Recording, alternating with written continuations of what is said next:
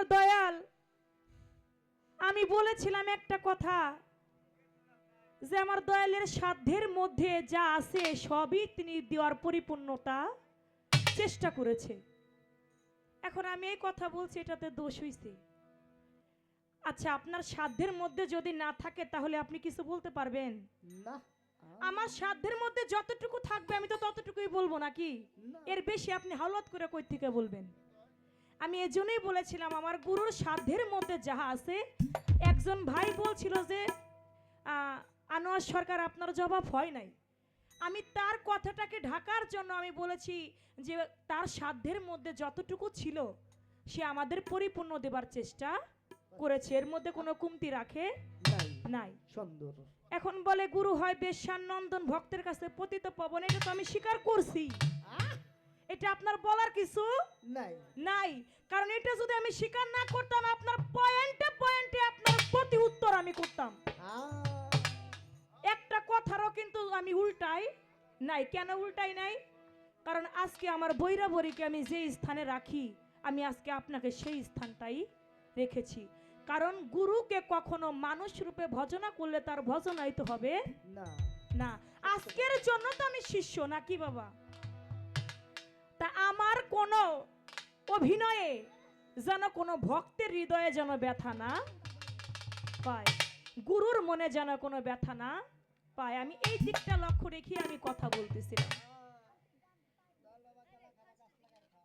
এখন আমার দয়াল বলে, আমি বলেছিলাম 7 সমুদ্র 13 নদীর ধারা বহিতাছে। কয় 13 নদী হবে না, 13 নদী হবে। দয়াল এই বট গাছ রাম গাছ বানায়েন না, শুধু এতটুকুই বলবো, বট গাছরে বট গাছই বললেন, আম গাছ রাম গাছই বললেন। লেখক লিখছে 13 নদী আর আপনি কইবেন 13 নদী। অনাধি বিজয় বাবুর যিনি প্রধান একজন ভক্ত ছিল যার নাম অনাধি বাবু, তারও কিন্তু একটা গান আছে, আমার দিন গেল গেল রে বেলা, কাল গেল করে রঙের খেলা, আমি কার নৌকায় উঠিব রে ভাবি তাই। 7 সমুদ্র 13 হারে নদী আমার দিতে হবে রে পারি, তারপরে আছে নাকি আমার দয়াল বন্ধুর বাড়ি। 13 নদী না 13 নদী হইব না? দয়ালে কইতাছে, কয় আমি যেটা কইয়া গেছি এটা তুমি কও কেন? মাথা খারাপ হইলো বাবা, এত খারাপ না আর কি। এক লোক ওই চৈত্র মাসের দিন রোদ্রের ভিতরে বসে বসে লেবু বিক্রি করে, এখন মাথা ঠিক নাই, হালি খালি 3টাই দিতাছে। কয় কি রে বাবা তুমি হালি 3টাই দাও কেন? হালি তো 4টাই হয়। কয় বাবা রে এই রোদ্রের মধ্যে চৈত্র মাসের দিন মাথা তো ঠিক নাই। কয় মাথা খারাপ হয়েছে 5টাই তো আর হালি দেও না। কয় খারাপ হইলেও এত খারাপ আর হয় নাই। আমার বাবাই 3টার বেলায় ঠিক আছে, 5টায় দিবার গেলে এত খারাপ আবার হয় নাই। কয় আমি বলছিলাম যে বাবা ওই নদীতে, কয় কোন নদী? কয় কাম নদী। আমি বাবা কাম নদীর কথা কিন্তু জিজ্ঞেস করি নাই, আপনি কাম নদীর কথা বলেছেন, আমি ওই কথা জিজ্ঞেস করি না। আমি বলছি ওই নদীতে চর পড়ে, চর পড়লে পরে একজন লোক ওই চরের ভিতরে ঘর বানায় বসত করে। কি কথা এখানে ছিল কিনা? ওই চরে একজন ব্যক্তি ঘর বানায়, ঘর বানায় ওই ব্যক্তি বসত করে। কোন ব্যক্তিটা ঘর বানায় ওই চরে আর বসত করে তার নামটা কি?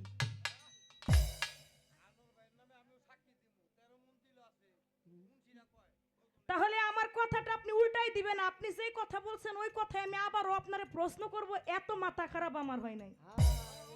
আপনি যেটা বলেন নাই আমি ওইখান থেকে ঊর্ধ্বে থেকে কথা বলতেছি, আপনি ঊর্ধ্বে গিয়েই জবাব করছেন। জবাব আপনার ভালো, জবাব খারাপ না, কিন্তু আপনি যে আবার মাঝে মাঝে যে সেকুন মারেন, এই সেকুনটা বাবা ভালো না। কারণ আমি যেই কথা আপনি বলেন নাই আমি ওই কথাটাই আপনাকে বলেছি। আপনি কি বলছেন এই যে 13 চর পরে যে নদীতে, ওই নদীতে যে চর পরে একজন বসত করে, কে বসত করে তার নামটা কি বলছেন? বলেন। তারপরও বলছেন, বলেন নাই তারপরও আমি বলবো আপনি বলছেন। সুন্দর সুন্দর। আমি বলছি আমার এই দেহের মধ্যে কোন জায়গায় গুরু তোমার বাড়ি, কোন জায়গায় আমার বাড়ি, কোন জায়গায় আমার আল্লাহর বাড়ি? বলো আমার কাছে। ভাই বিহালা কমবো আর এটা একটু কমবো উপরেরটা। এখন বলে আমি এটা বলছি তোমার সুরত এই আল্লাহর সুরত। আচ্ছা বাবা আমি জিজ্ঞেস করছি গুরুর বাড়ির কথা, গুরু কয় আমার সুরত এই আল্লাহর সুরত। তাহলে মিশলনি? মিশছেনি? আমি জিজ্ঞেস করছি গুরুর বাড়ি কোথায় আমার দেহে, আমার বাড়ি কোথায়, আমার আল্লাহর বাড়ি কোথায়? গুরু কয় তোমার সুরত এই গুরুর সুরত, আল্লাহর সুরত। ও বাজান এইটা আমার ইসমাইল দরবেশ ইসমাইল চিস্তির বাড়ি। আচ্ছা কেউ যদি জিজ্ঞেস করে ইসমাইল চিস্তির বাড়ি কোথায়, বলবে ভারত থেকে একজন জিজ্ঞেস করলে বলবে বাংলাদেশে। আচ্ছা বাংলাদেশে তো ইসমাইল চিস্তির বাড়ি, এটা তো সত্য নাকি? এখন ইসমাইল চিস্তির বাড়ি তো খালি বাংলাদেশে না, তার বাড়ি কোথায়? বিক্রমপুর। বিক্রমপুরও না, মুন্সিগঞ্জ জেলায়। ওই মুন্সিগঞ্জ জেলায়ও তাকে পাওয়া যাবে না, তাকে পাইতে গেলে আসতে হবে বেজগাঁও। এই বেজগাঁও আসলেও তাকে পাওয়া যাবে না। ওই বেজগাঁও থেকে আসতে হবে এই জায়গাটার নাম কি? নাগরবাগ। এই নাগরবাগেও কিন্তু তাকে পাওয়া যাবে না। এখানে কতগুলো বাড়ি আছে, সব ঘরের মধ্যে কি দয়ালে আছে? সব ঘরে কি দয়াল বসছে? বসে নাই। তাহলে দয়ালের একটা ঘর আছে, যেই ঘরে দয়াল বসত করে, ওই ঘরটার নাম আছে না? এই ঘরটার নাম আছে না? যে এই ঘরটার মধ্যে দয়াল ইসমাইল চিস্তি বসবাস করতেছে। আমি জিজ্ঞেস করছি ওইটা, আর আপনি কোন ভক্তের সুরত এই গুরুর সুরত? আমি জিগাই বাড়ির কথা, দয়ালে আমার এই উল্টাইয়া চাষির কবর কোনে, চাষাই কান্দে কোনে। বাবা গুরুরও একটা বাড়ি আছে, সেই বাড়িটার কথাই আমি জানতে চেয়েছি। এত আমি পোলাপান মানুষ বইলা যদি আমার অবহেলা করেন, এখানে যারা গান শুনতেছে সবাই কিন্তু পোলাপান না, তারা কিন্তু পয়েন্টে পয়েন্টে কথার অন্তরে কিন্তু তাদের গাথা। তারা সবাই গান শুনতেছে, বিক্রমপুরের মাটিতেও পর্যন্ত গান বুঝে। আমি চন্দ্রা যেটা মনে করি তাদের কানটা বড়ই পাকা, যে কান দিয়া ভালো কথা শুনলে এটা অন্তরেই গাথা হইয়া যায়। তা আপনি যেভাবে বলেছেন ভালো, তবে আমার কথাটাকে যে বলেন বারবার, যে কথার জবাব আমি ভুলে গেছি না বাবা, বলা কথা আমি বলবার মতো মানুষ না। বেশি কথা না, রাত্র প্রায় শেষের দিকে চলে গিয়েছে। কথা রাখবো মুখে মাত্র দুই একটি গান আগে আমি রাখি। প্রশ্ন করে গেছে।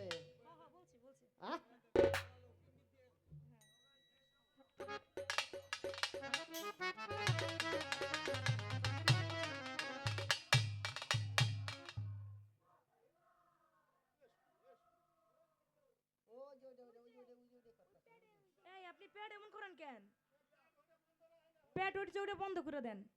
উনি আবার উস্তাদি পড়তাছে ভুইয়া ভুইয়া। ধন্যবাদ। আমার শিষ্য পালা অনুযায়ী হয়তো বা পালার গানটা সামনের স্টেজ আমি যখন দাঁড়াবো তখন আর নাও পাইতে পারি। তা আমি এখন পালার থেকেই একটি গানের থেকে আমি দুটি কথা বিষয় আদি আমি গুরুর কাছে জানবো, একটি গান দিয়ে আগে।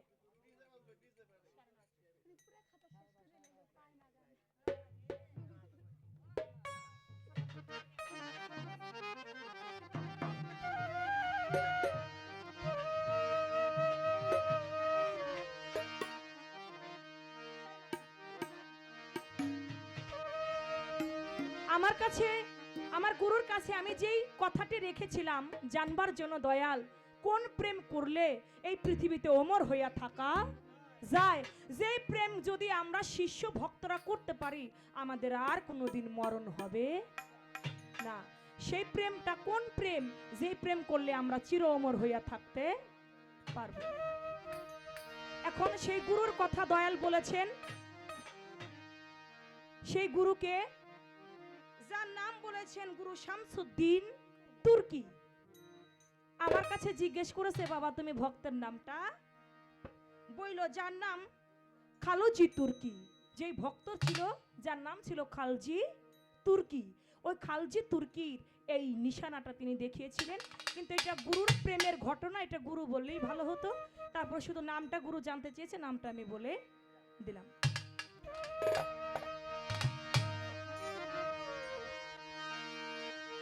ওরে দয়াল তুমি দয়া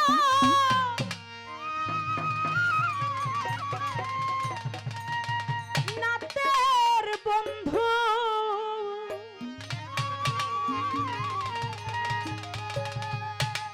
এইবার আর বেশি খাটাবো না। ঘড়িতে টাইম দেখি কোন দিক দিয়ে যে 3টা বাজছে, টেরই পাইনি আজকে কোন দিক দিয়ে 3টা বেজে গেছে।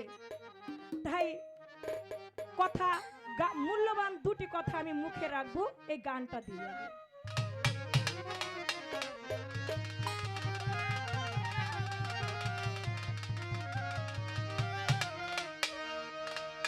দয়াল তুমি দয়া নাতের বন্ধু, আমার উপায় হবে কি বলো দয়াল, আমার উপায় হবে কি বলো। ও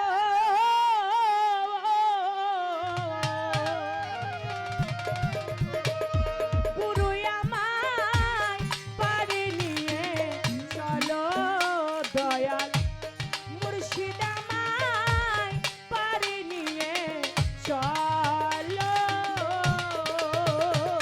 দয়াল তুমি দয়া নাতের বন্ধু,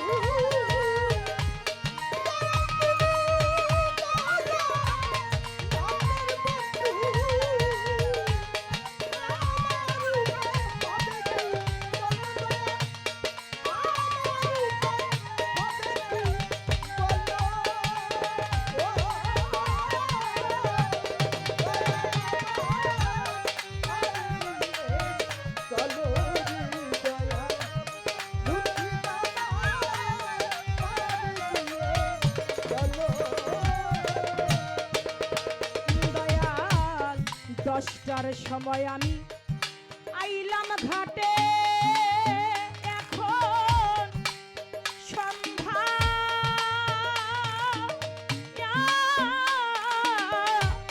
হইয়া গেছে গো। দয়াল 10টার সময় আমি আইলাম ঘাটে, এখন সন্ধ্যা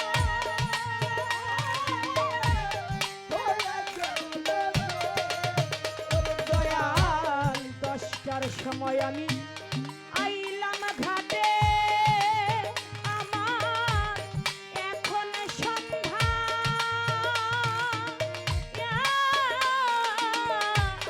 হইয়া গেছে গো। আমি ঘাট মাঝির নাম জানি না, আমি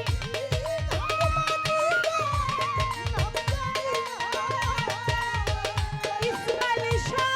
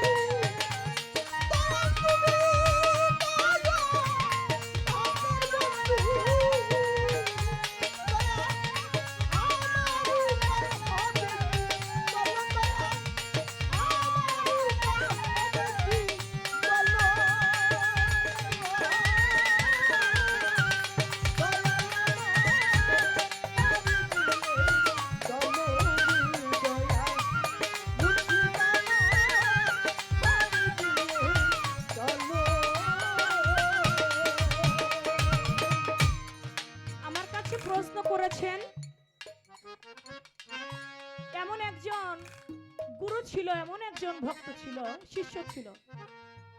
গুরুর কাছে গেল শিষ্য, দয়াল আমাকে মুরিদ করেন। যায় দেখে গুরু বাড়িতে নাই, গুরুর স্ত্রী বাড়িতে। মুরিদ হবার গেছে, যাইয়া এটা শিষ্যর কথা না, এটা গুরুরও কথা না। শিষ্য যখন গেছে তখন কিন্তু শিষ্য ছিল না, একজন লোক গেল বাড়িতে মুরিদ হবার জন্য। যায় দেখে গুরুর যার কাছে মুরিদ হবে তার স্ত্রী। বলে আমি তো মুরিদ হতে এসেছি, দয়াল কোথায়? বলে সে তো বাড়িতে নাই। বলে তাহলে আপনি মারা যান। বলা মাত্রই ওই স্ত্রী মারা গেল। সন্তানরা ছুটাছুটি করে আসছে, আমার মাকে আপনি মেরে ফেলেছেন? বলে না, আল্লাহর ডাক হয়েছে, তারা চলে গেছে। বলে না, আপনি মারছেন। বলে তাহলে তোমরাও মারা যাও। ওই সন্তানও মারা গেল। তারপরও গুরু বলল যে তুমি এই কাজটা ঠিক করেছ, আমি তোমাকে এখন ভক্ত মুরিদ করব, আমি তোমাকে শিষ্য বানাবো। সে গুরু ছিল কে, সে শিষ্য ছিল কে বাবা? দেখবেন একটা তরিকার পথ চালাইতে গেলে ঘরের স্ত্রীকে আগে হইতে হবে পীর। যার ঘরের গলি ঠিক নাই সেই ঘরে অলিও হয় না, যার ঘরের গলি ঠিক আছে সেই ঘরে অলি আছে। তাই একজন পীর হইতে গেলে যাকে নিয়ে আপনি পীরত্ব করবেন, যে হবে আপনার সহধর্মিনী, সেই সহধর্মিনী যদি আপনার ঠিক না থাকে, আপনার অলিয়াত্ব ঠিক থাকবে। তার সহধর্মিনী ঠিক ছিল, কিন্তু দেখবেন অনেক দরবারে আছে পীরগিরি করলে পিসাব ঠিক আছে, তার বউ কিন্তু ঠিক নাই, পীরগিরিটা পছন্দ করে না। কিন্তু তিনি যাকে বিবাহ করেছিলেন বারে বারে চেষ্টা করেছে তার আয়াতে আনবার জন্য, কিন্তু সে আয়াতে আসেন নাই। যখন না এসেছে, সে কোনো সাধারণ মানুষ ছিলেন না, যার নাম ছিল গুরু ছিল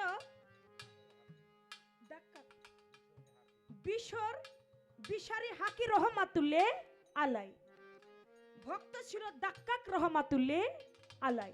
দাক্কাক রহমাতুল্লাহ আলাই কিন্তু কোনো সাধারণ ব্যক্তি ছিলেন না, তিনি আল্লাহর অলিত্ব।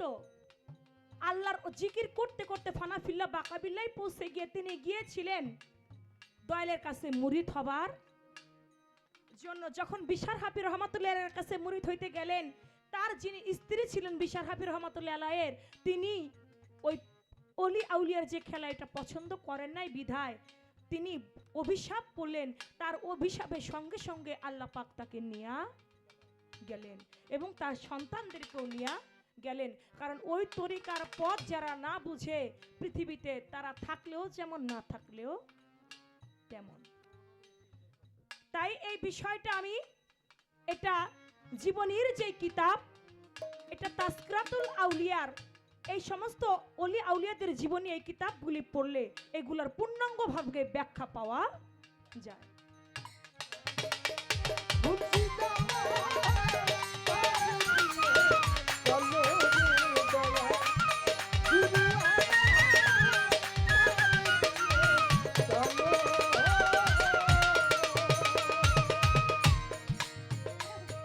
দয়াল একটি গান রইল এবার আমার। তুমি তো অনাথের বন্ধু, আমার উপায় হবে কি বলো? গুরু বিনে একজন শিষ্যর, একজন ভক্তের কোনো কান্ডারি নাই, গুরু আমায় পারে নিয়ে চলো। দয়াল গো, আমার আল্লাহ পাক বলেছে, হে আমার বান্দা, তোমরা আমার রঙে রঞ্জিত হও, আমার রঙে রঞ্জিত না হইয়া তোমরা মৃত্যুবরণ করিও না। আপনি বলবেন আমরা যে আল্লাহর রঙে রঞ্জিত হব, আমরা আল্লাহর রংটা তো চিনি না, আল্লাহর রংটা কি? আবার আল্লাহর ওলিগণ বলেছেন, হে আমার ভক্তরা, তোমরা আমার রঙে রঞ্জিত হও। তাহলে আমার ইসমাইল শাহ চিশতির রংটা কি? আমার দরবেশ ইসমাইল শাহ চিশতির রংটা কি, যে রঙে আমাকে রঞ্জিত হইতে বলেছেন? ওই রঙে আমি রঞ্জিত হব কোন কর্ম করলে গুরুর রঙে রঞ্জিত হওয়া যায়? এই বিষয় থেকে আমি কথা রাখলাম, আমি আর বেশি কথা বাড়াবো না। আমার দয়াল যেখানে আমাকে প্রশ্ন করেছে আমি ওইখানে একটা পয়েন্ট রেখে যাই। দয়াল, আপনি বলবেন ওই রকমই এমন একজন গুরু ছিল, এমন একজন ভক্ত ছিল। ভক্ত কি করলো, গুরুর একটা মেয়ে সন্তান ছিল, ওই মেয়েটাকে ভক্ত মাইরা ফেলাইলো। যখন মেয়েটাকে মারলো তখন গুরু তাকে খেলাফত দিল। আগে তিনি ভক্ত ছিল, যখন মেয়েটাকে মারলো, গুরুর মেয়েকে যখন ভক্ত হত্যা করলো, হত্যা করার পরে মারার পরে গুরু তাকে খেলাফত দান করলো। আপনি বলবেন গুরুর সন্তান মারার পরে গুরু কি কইরা ভক্তরে খেলাফতি দেয়? সেই খেলাফতটা কি ছিল? এই ছোট্ট একটা পয়েন্ট, আপনার এই প্রশ্নটা আপনার কাছে আমি জানবার জন্য রেখে দিলাম। আপনার যেখানে কথা আমার কথাটাও ওইখানেই রইল। দয়া তুমি আমার পারে দিয়ে চলো দয়া বুঝি চলো। দয়াল রে, ছিল নৌকায় আমার রত্ন ভরা, আমার দরবেশ ইসমাইল চাঁদ অসাধনে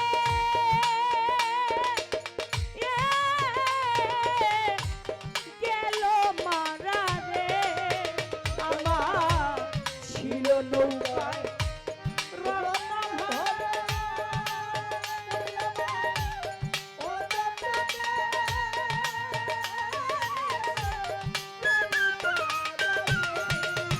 ওরে দয়াল, ছিল নৌকায় রত্নরে ভরা, অসাধনে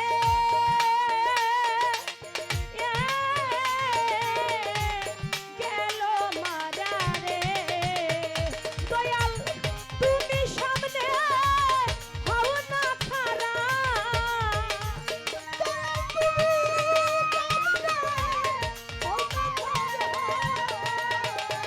দয়াল তুমি সামনে।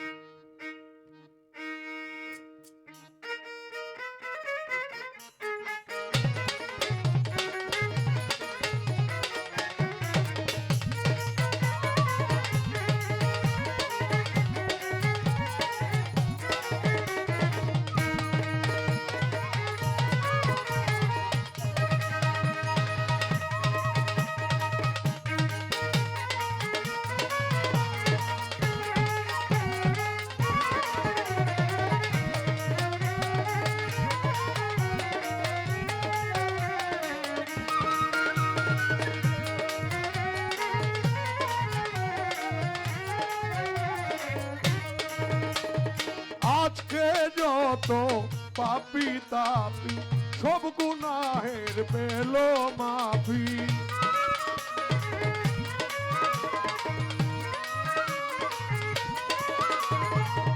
আজকের যত পাপি তাপি সব গুনাহের পেল মাফি। দুনিয়া হতে বেইনসাফি, দুনিয়া হতে বেইনসাফি, জুলুম নিল বিদায়। আয় রে সাগর আকাশ বাতাস ঢেউ তুলেছে যায়। ত্রিভুবনে প্রিয় মোহাম্মদ, ত্রিভুবনে প্রিয় মোহাম্মদ এলো রে দুনিয়ায়। আয় রে সাগর আকাশ বাতাস ঢেউ তুলেছে যায়। আয় রে সাগর আকাশ বাতাস ঢেউ তুলেছে যায়।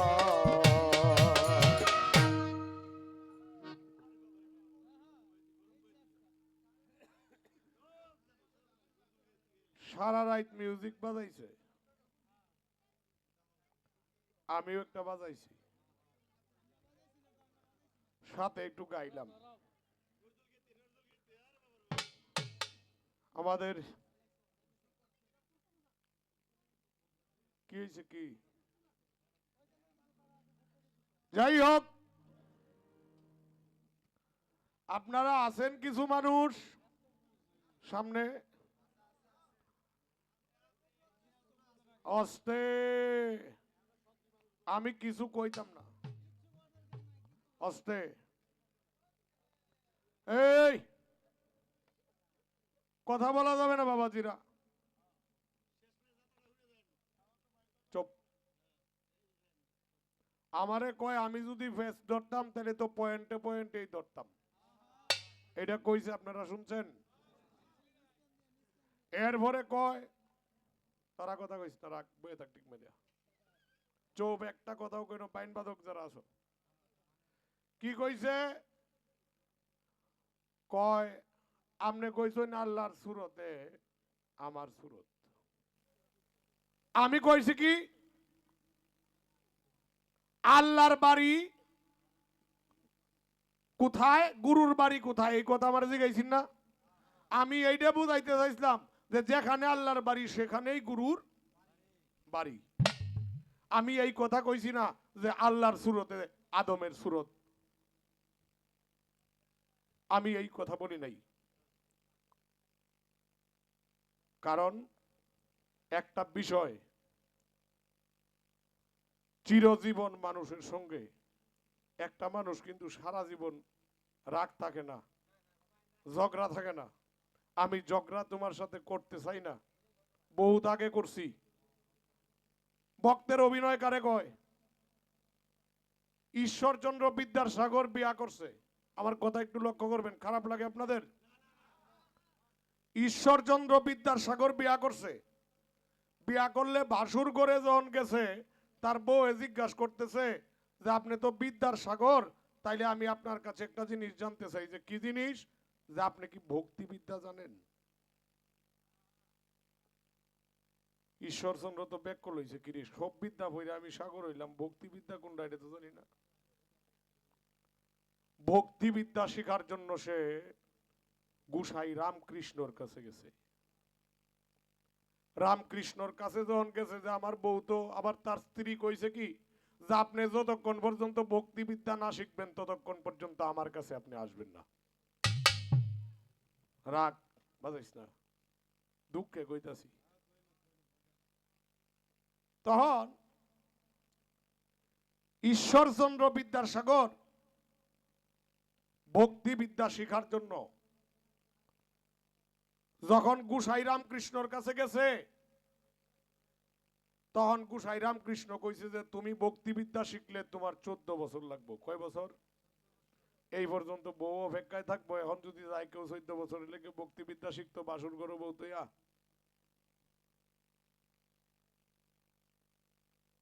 তা আমি যদি তোমারে কই সারা রাত্রে গান গাইছো, তোমার গান ভালো, গাও ভালো, শিল্পী ভালো, বেহালাটাও ভালো, আমি সব কিছু ভালো দেই, গুরু শিষ্য পালা তোমার সাথে আমি আর গাই নাই। শিষ্য গাইতে হলে একটু নম্রতা, উদারতা, ভদ্রতা দরকার। শিষ্য গাইতে হলে এমন ভাবে শিষ্য গাইবা তোমার কথায় যাতে একটা মানুষের চোখে এক ফোঁটা পানি আয়ে। সারা রাত্র গান গাইছো, কানলো না তো একটা মানুষও।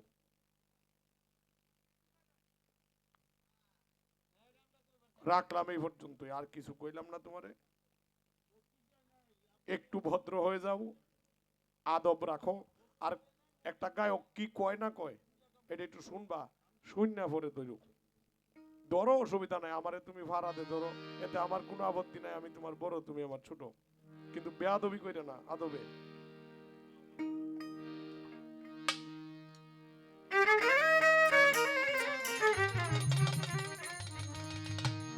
আমারে যদি সারা রাত্র কমিটি ছাড়া একটা মানুষে কয় জানোয়ার ভাই একটা বিচ্ছেদ গাইন, 20,000 টাকা, 50,000, 1 লাখ, 5 লাখ বান্ডেল লয়ে এলো, আনোয়ার বিচ্ছেদ গাবে না, কারণ আনোয়ার গুরু গাইতেছে।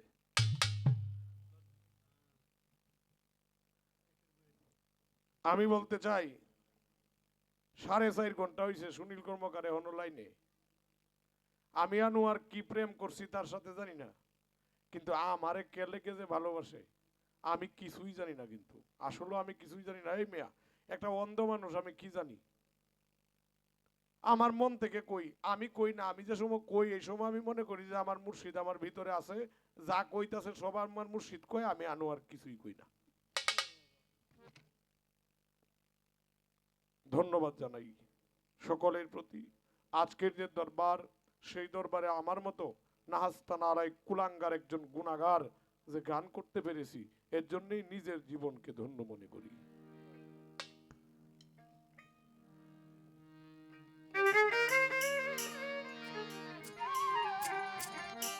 কয় আমি আরো উর্দে গাইছি, প্রশ্ন কইরে গেছে, আবার একটা প্রশ্ন দুইবার রাখছে, কি কোন সাগরে চর পড়ছে, চরের মধ্যে একজন মানুষ থাকে নাকি?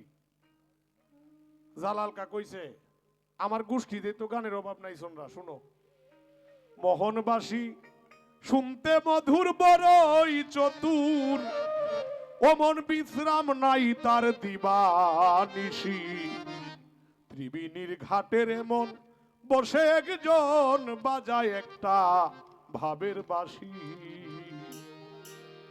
এই গানটা সর পড়ছে। ত্রিবেণীর ঘাটে মন বসে একজন বাজায় একটা ভাবের বাঁশি।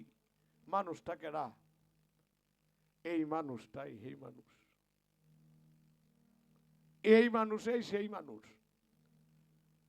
সেই মসজিদে আমির উদ্দিন যায়, ওমন মাসে 3 দিন নামাজ পড়ে আলী মুর্তুজায়। মসজিদে আমির উদ্দিন যায়, মাসে 3 দিন নামাজ পড়ে কে? আলী মুর্তুজায়। বছরেতে 36 দিনে নিজে আল্লাহ এসে খেলতেছে, ছায়া সারা মসজিদ বানাইছে। এখন উইটা কই ওইটা হইছে না, ওইটা কই ওইটা হইছে না। গুরু আর শিষ্য,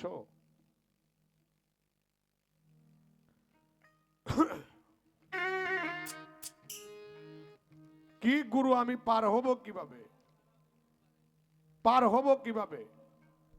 এটা গান আছে, মাসুল বিনে পার করবে না, পার ঘাটের পারের নাই আয়, পারের তরি পারে বান্দা যাবে যদি ছুটে আয়। মাসুল দিলে ভক্তি করি, পার করে দেয় তাড়াতাড়ি, দয়া ইসমাইল শাহ নায়ের কান্ডারি বসে আছে হাইল বইটায়। দয়াল সবসময় ভারের জন্য বসা আছে।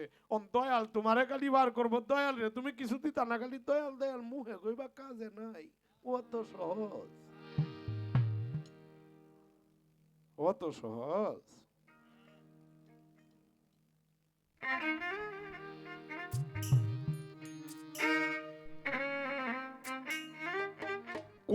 কোন কাম করলে আল্লাহর রঙে রঙ্গিত হইব নাকি জিজ্ঞাইছে না? আচ্ছা, এনে তো মনে হয় 10 জনের মধ্যে 9 জনই মহাজ্ঞানী।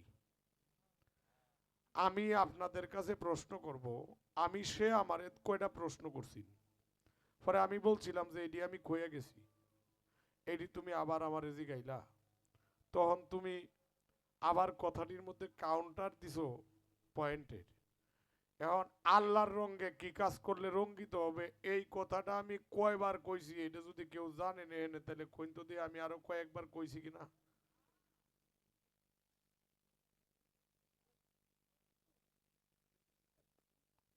কই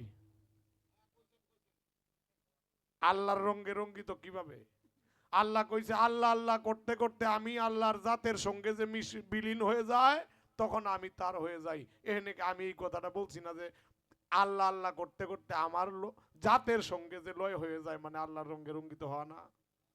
আবার জিজ্ঞাসা আমি কোন কর্ম করলে আল্লাহর রঙে রঙ্গিত? মঞ্চে বইয়া অন্য আলাপ করো, তাই রেডি শুনবা করতে।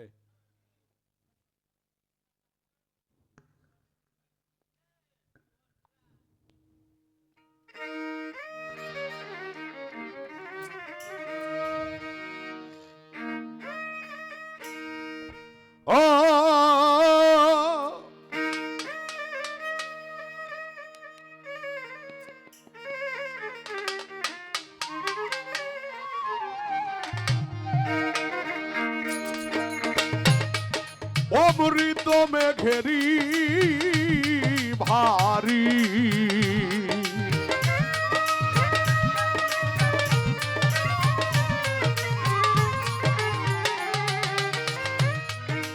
অমৃত মে ঘেরি ভারী মুখের কথায় কি মেলে যাত স্বভাব না হলে যাত স্বভাব না হলে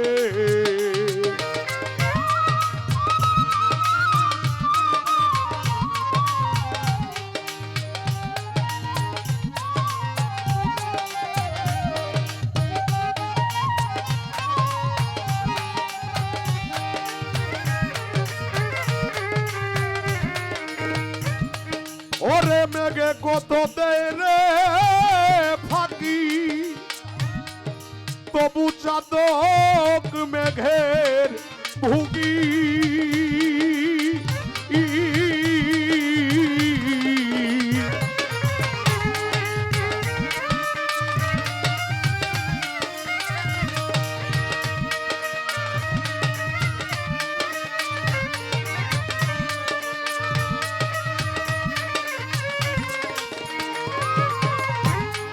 মেঘে কত দেয় রে ফাঁকি তবু চাতক মেঘে ভুগি অমনি নিরিখ রাখলে আখি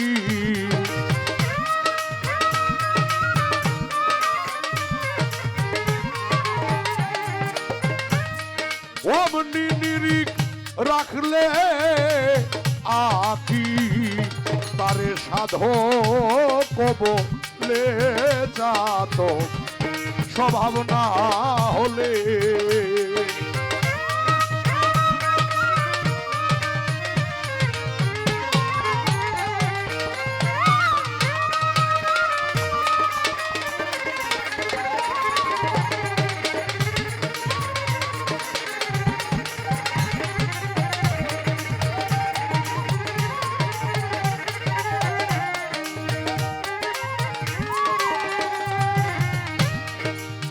সাধক পাখির অমনি ধারা ইসমাইল শাহ তৃষ্ণায় জীবন গেলে মারা রে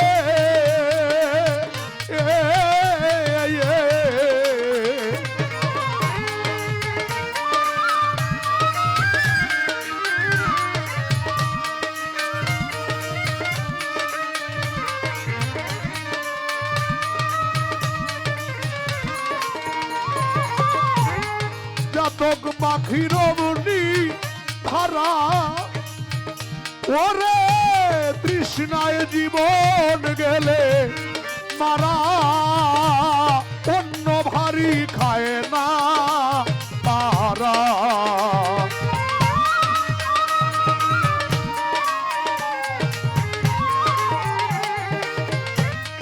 অন্য ভারী খায় না তারা মেঘের বরিশন দিনে যাত স্বভাব না হলে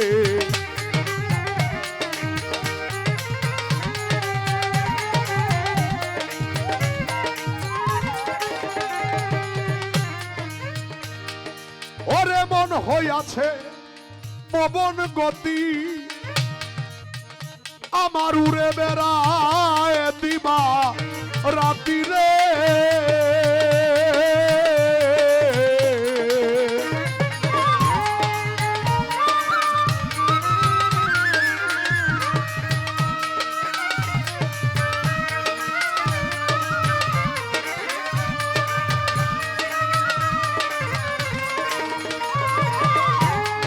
মন হইয়াছে পবন গতি আমার ঘুরে বেড়ায় দিবা রাতি ফকির লালন বলে গুরুর প্রতি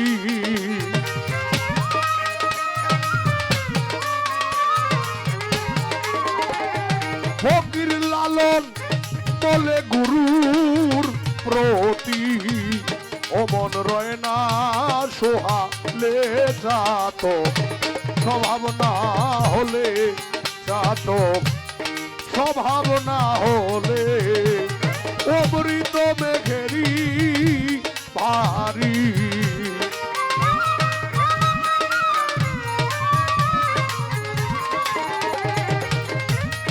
অমৃত মেঘেরি ভারী মুখের কথায় কি মেলে যাত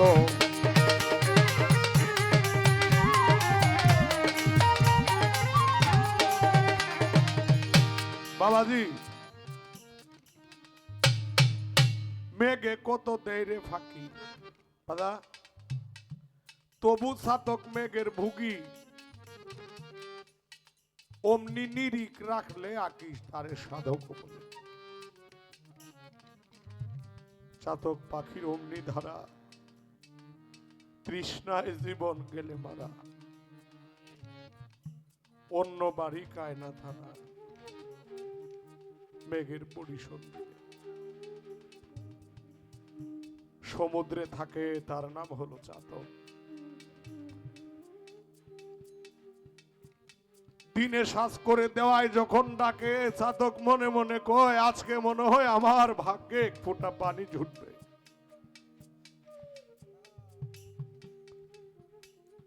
ভাগ্যের নির্মম পরিহাস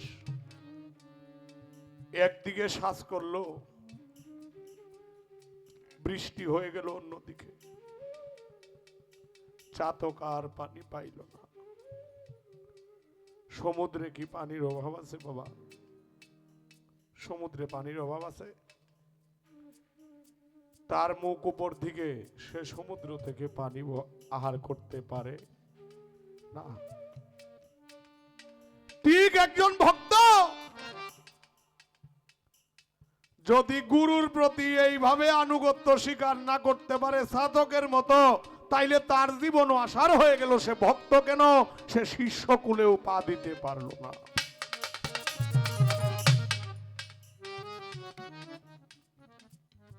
মন হইয়াছে পবন গতি উড়ে বেড়ায় দিবারাতি আগে মনকে মারো জ্ঞানকে জিন্দা করো লালন কইছে মনের কাম মনেই করে হের মন চাইব পদ্মা সেতুত যাইব এটাকে আমি পারবো আমার জ্ঞানে বলবে পদ্মা সেতুতে এখন যাওয়া যাবে না একলা একলা কারণ ঝামেলা আছে আমি বলতে চাই মন কে আগে এটারই তো কইছে জিন্দা মরা মনকে মৃত্যু করে জ্ঞানকে জিন্দা করা এটাই তো গুরুর কাজ আমি বলবো তোমরা ভালো গান করো কিন্তু গুরু এই যে আমার কথাটা আমি আনোয়ার না বাংলার যে কোনো গায়কের সঙ্গে গান গাও আমি আনোয়ার হইলাম রিক্সা চালাই মনে করো এখন তো রিক্সাওয়ালারে মানুষে কয় রিক্সা চালাইতেছে প্রাইভেট কারওয়ালা কয় এই বেটা সাইড কর কয় না সাইড কর মনে হলো আমি রিক্সা চালাই এখন আমার নবাব সিরাজউদ্দৌলার ভাট দিছেন এখন কি আমি রিক্সার ড্রাইভার না নবাব আমি অভিনয়ে নবাব সিরাজউদ্দৌলা আমারে দিছে নবাব সিরাজউদ্দৌলার পিএস এখন আমি কি এই বেটার উপরে দেখে কইতাম না আমি রাজা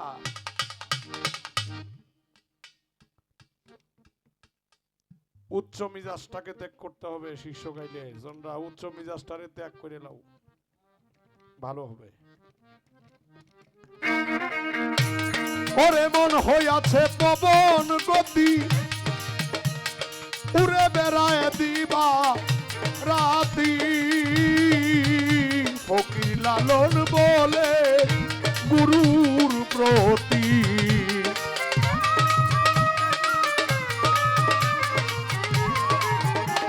ফকির লালন বলে গুরুর প্রতি অমন রয় না সোহালে যাত স্বভাব না হলে অমৃত মেঘেরি ভারী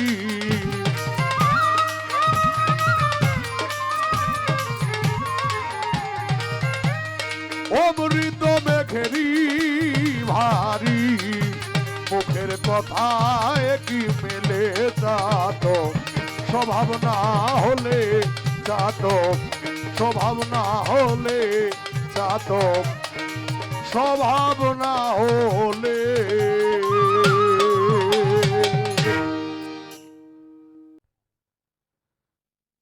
যাকে আমি ভালোবাসি যে আমারে ভালোবাসে আমাদের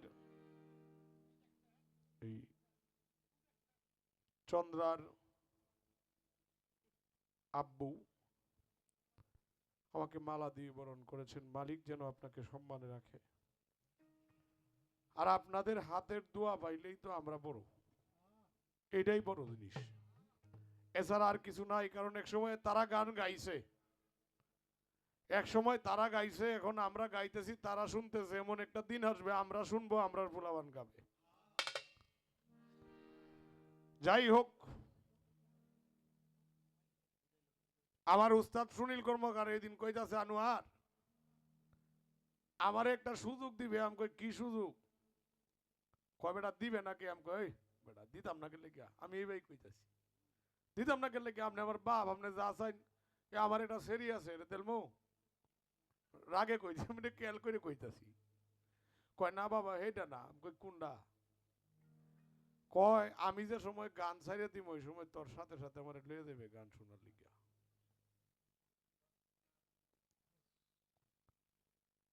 আমি কইছি বাবা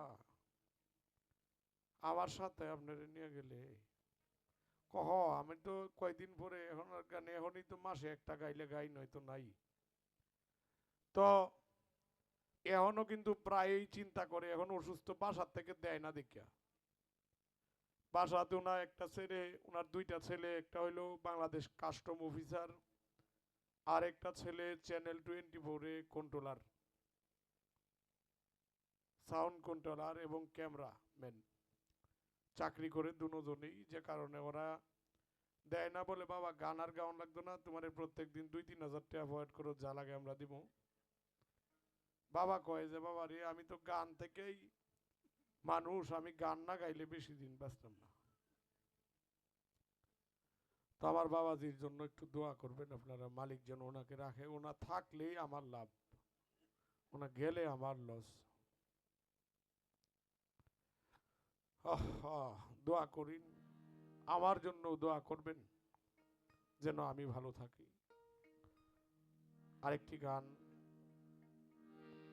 আপনাদের চরণে নিবেদন করব। এর আগে একটা কথা আমার কাছে জিজ্ঞাসা করছে, একটা মেয়ে মাইরা একজন ভক্তরে তার গুরু খেলাফত দিছে। হ্যাঁ, মানে করছে কি, গুরুর মেয়েরে মারছে আর কি।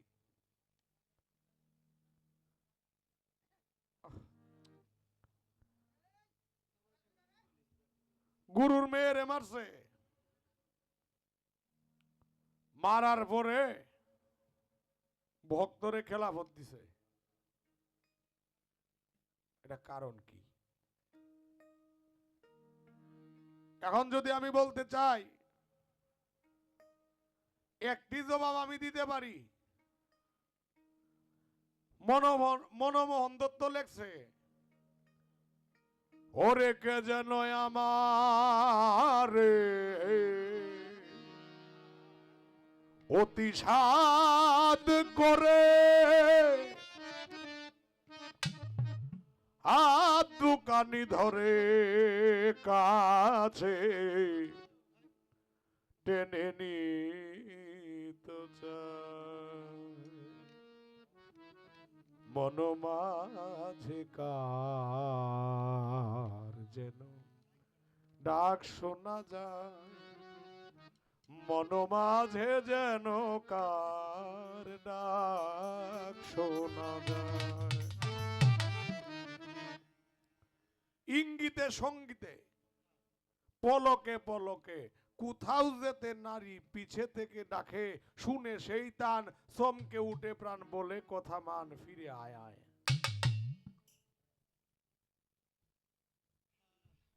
প্রত্যেকটা মানুষের রিয়া আছে,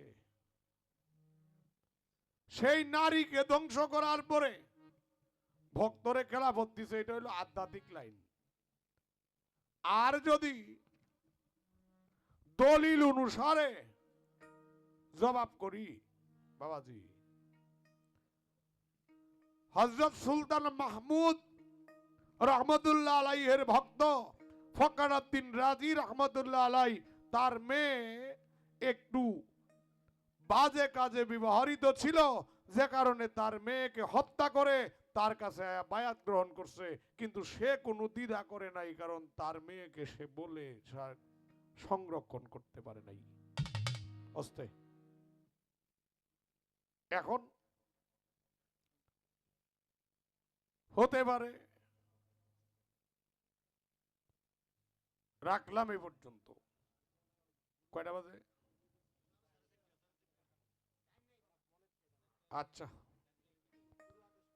কি গান কি গান? তো বাবাজি একটা কথা বলি, শেষ কথা তো, গান শেষ। এখন আমার মন থেকে যেহেতু গাইছে, আপনারা বললে আমি দুইটা বিচ্ছেদ গান করাটা আমার ঠিক না, আমি গুরু। এরপরেও যদি আপনাদের কর্তাপক্ষ থেকে বলেন, তাইলে আমাদের উকিল মুন্সি সাহেবের একটা গান আপনাদেরকে আমি শোনাবো। যাই হোক, বিষয় হইল বাবাজি, মানিকগঞ্জের রশিদ সরকারের তো আপনারা চিনেন। মানিকগঞ্জের রশিদ সরকার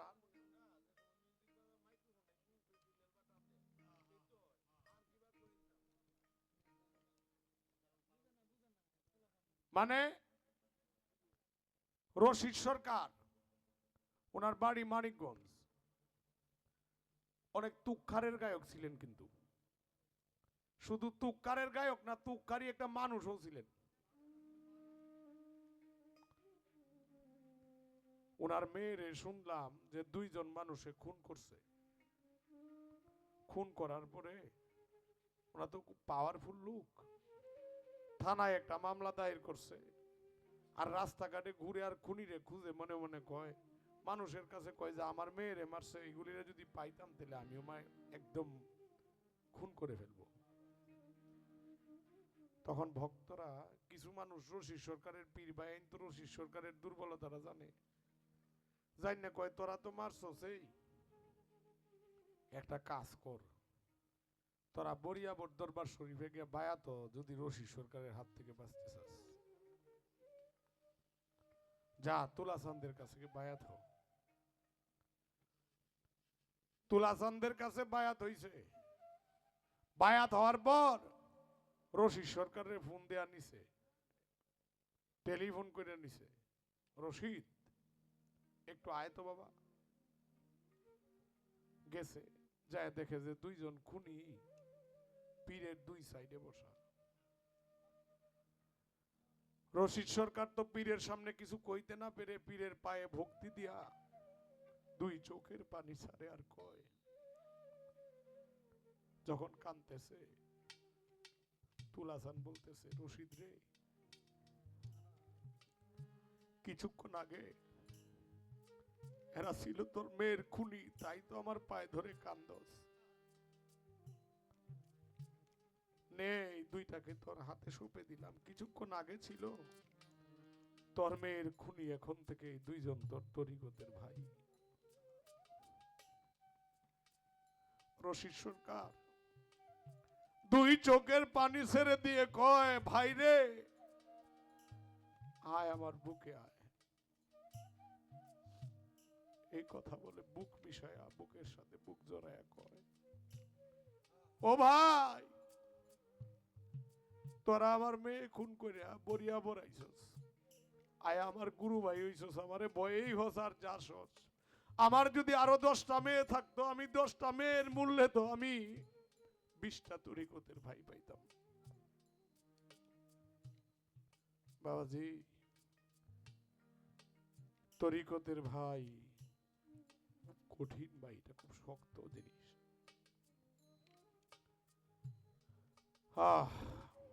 আমি বলবো, যারা তরিকতের মানুষ তারা মুর্শিদকে ভালোবাসবেন। এমন ভালোবাসা যদি বাসতে পারেন বাবাজি, কাশেম নামে এক ভক্ত ছিল।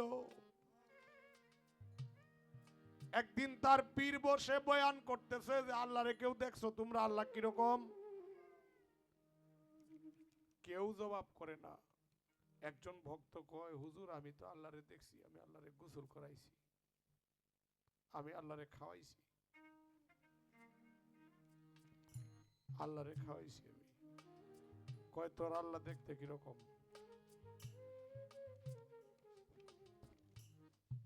যে আল্লাহ দেখতে,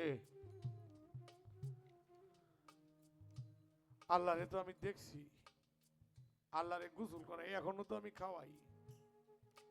পীর তো বুঝতে পারছে যে আমারে কইতাছে।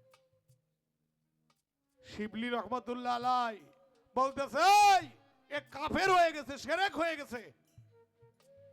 হে কয় আল্লাহরে দেখছে, এর হাত পাও বাইন্ধে না নদীত পালায় দে। হাতে পায়ে বেঁধে যখন ভক্ত ভাইয়েরা নদীতে দিতে চায় ফেলিয়া, কাশেম বলে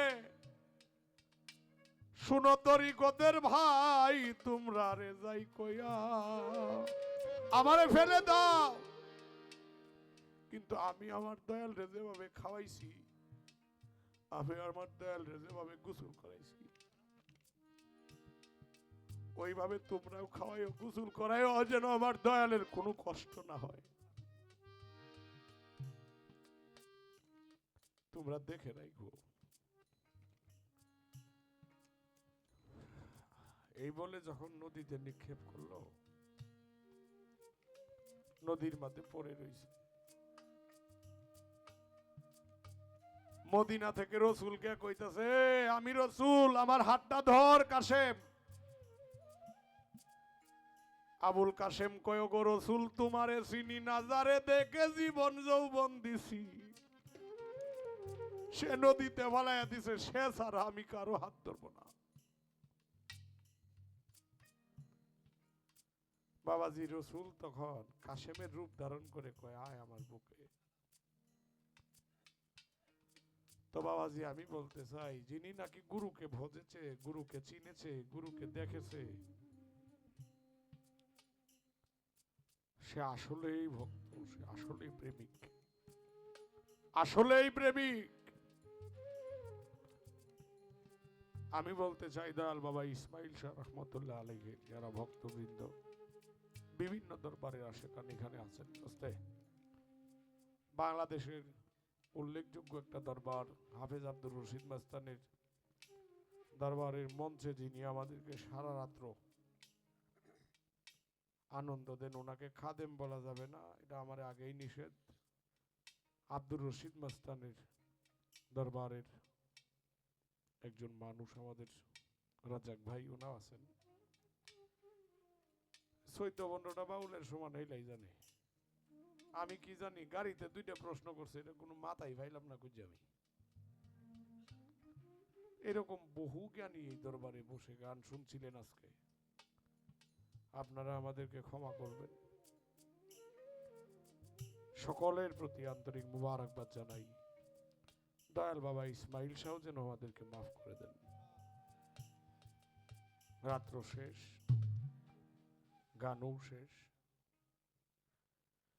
একটি গান আমার ভাগে আছে, এই গানটি আমি সাধক উকিল মুন্সি সাহেব, আমাদের ময়মনসিংহের রত্ন, ওনা ছিলেন জালালউদ্দিন কার গুরু ভাই, 20 বছর মসজিদের ইমামতি করেছেন। ইমামতি শেষ করে মুনাজাত পরে একতারা নিয়ে মসজিদের বারান্দা বইয়ে এই গান শুরু করছে।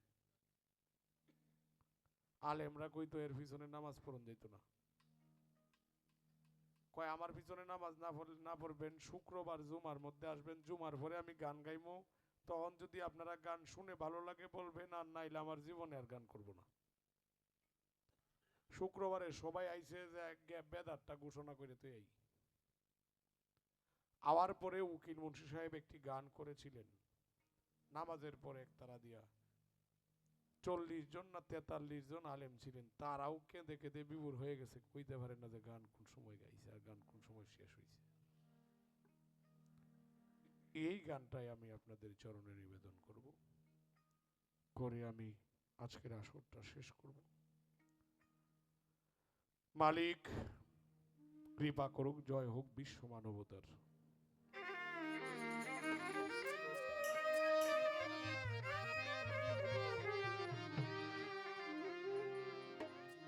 ও তারে দেখলে জুড়ায় জীবন আমার রে,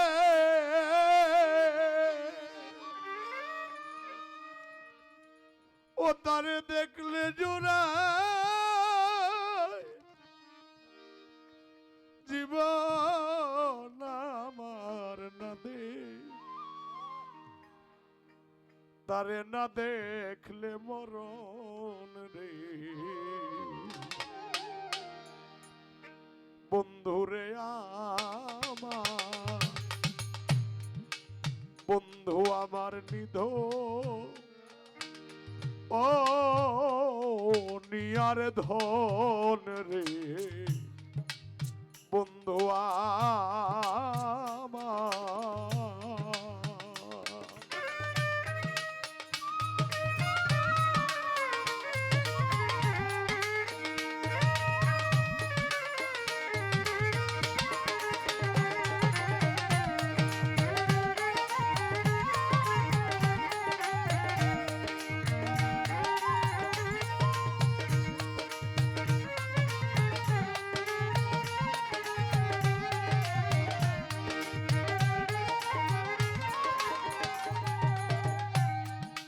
যেদিন হতে বন্ধু হারা ইসমাইল সাগর, যেই দিন হতে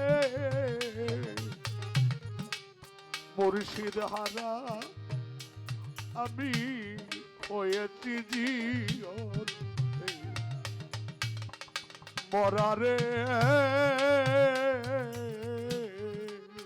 আমি এই ছোট বাদা, যেদিন হতে বন্ধু হারা ওরে আমি যেই দিন হতে দয়াল হারা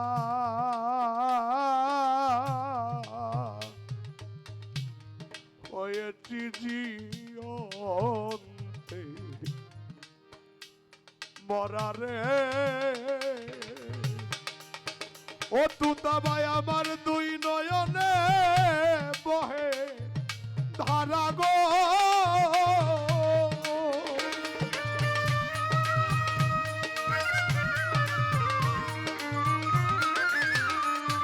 ওরে আমার দুই নয়নে, আমার দুই নয়নে বহে তারা জ্বালাকে কোন বেবারণ রে, বন্ধু আমার।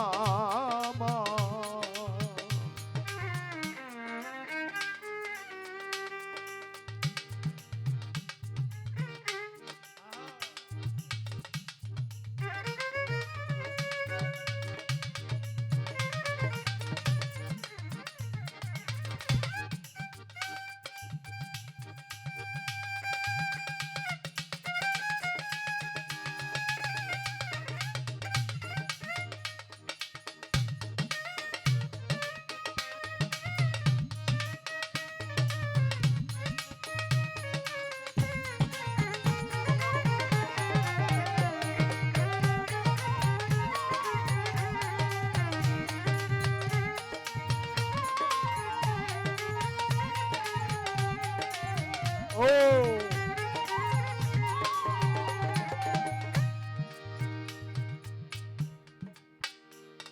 আইল না মোর প্রাণ থাকিতে, বন্ধুরে আইল না রে,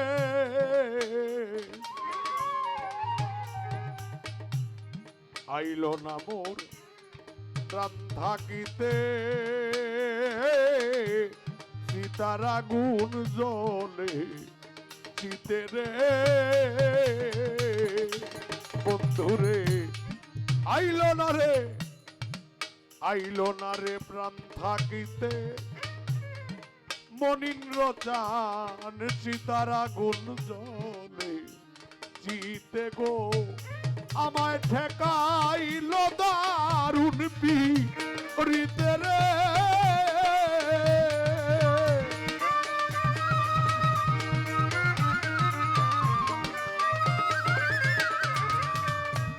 ওরে আমায় ঠেকাইল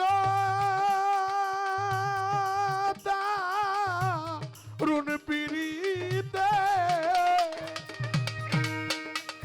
আমায় ঠেকাইয়া দারুণ পিড়িতে না কো শরণ রে বন্ধু আমার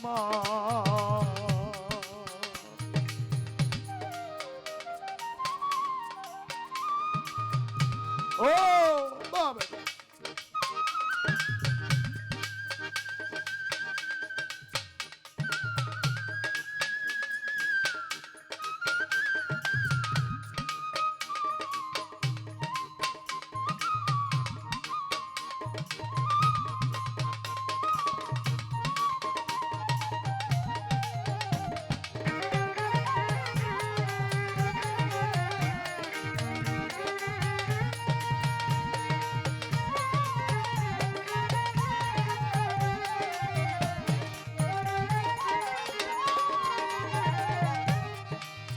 আরে দারুণ বিধি হলো বাদী আমার দারুণ বিধি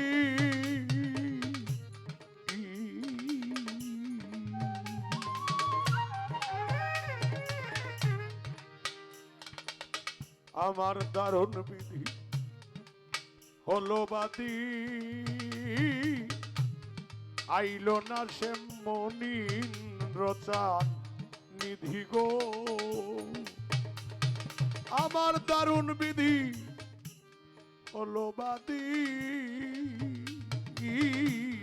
আইলো না সে নাই মূল চান নিধি গো ও কাঙালু কিল মুনসি জন্ম বদিরে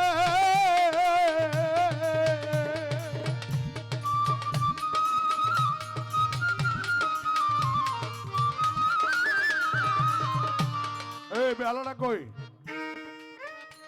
কাঙালু কি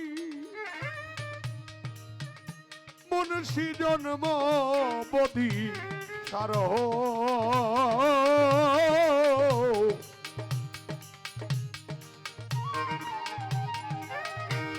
সার হইল কান্দন রে বন্ধু আমার তারে দেখলে জুড়ায় জীব আমার রে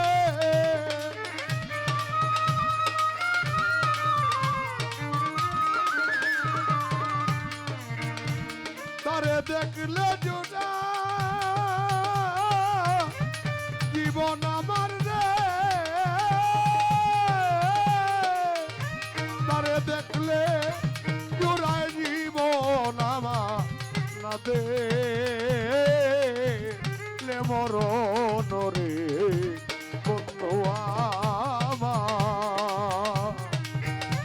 বন্ধু আমার নিধ নিয়ার ধন রে বন্ধু আমার তারে দেখলে জুড়ায় দিব আমার না দেখলে মরণ রে বন্ধু আমার নিধ নিয়ার ধন রে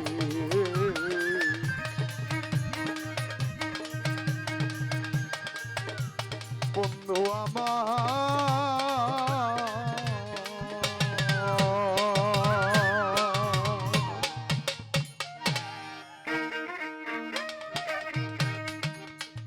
সখী ধরা মায় ধরা মায় পিড়িতে রিসেল আমার কলিজা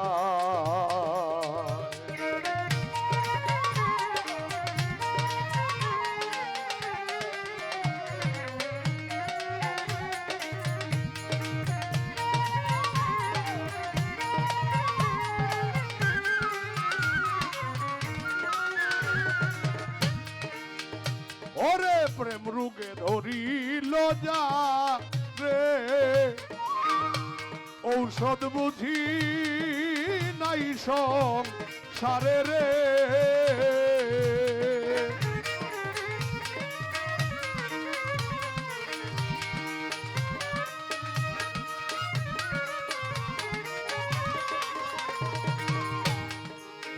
ওরে প্রেম রোগে ধরিল যা যা রে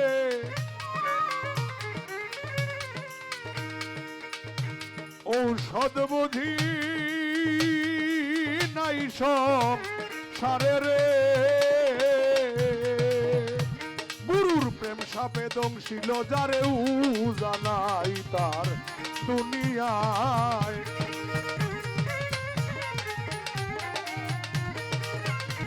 দয়ালের প্রেম সাপে দংশিল যারে জানাই রে দুনিয়ায় পিতে আমার কলি যায় সখী